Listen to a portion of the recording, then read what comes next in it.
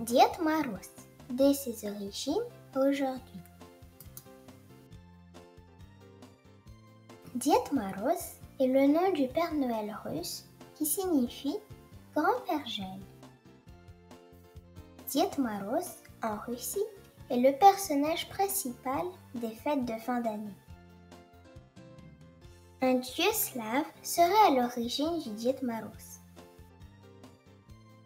Dans les légendes, Дед Мороз était un sorcier méchant et cruel.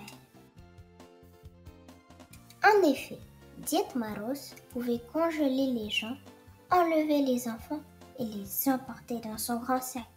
Tu comprends comment il était méchant?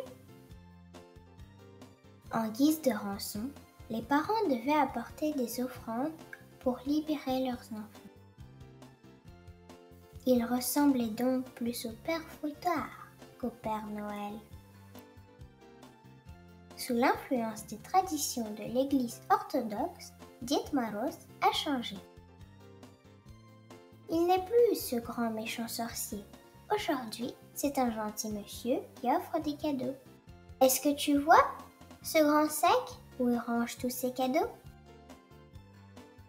En Russie, Дед Мороз apparaît vers 1840. À cette époque, il vient voir les enfants le jour du Noël russe. Il paraît qu'au début, les enfants avaient peur du vieil homme avec sa longue barbe blanche. J'espère que toi, tu n'as pas peur. Durant les premières années de l'URSS, Дед Мороз n'est plus le bienvenu aux festivités de fin d'année. C'est dans les années 1930 que Дед Мороз est autorisé à revenir. Il devient alors le personnage principal du Nouvel An et non de Noël. Pas une seule fête du Nouvel An ne peut se passer de Дед Мороз. Or, à chaque fois, il se fait désirer. Il se fait appeler 3 fois Дед Мороз, Дед Мороз, Дед Мороз.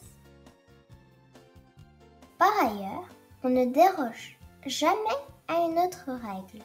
L'apparition de Дед Мороз est suivie d'une illumination du sapin. Pour ce faire, il faut que tout le monde prononce l'incantation. 1, 2, 3, arbre de Noël, allume-toi. Et en russe, раз, два, три, ёлочка, гори.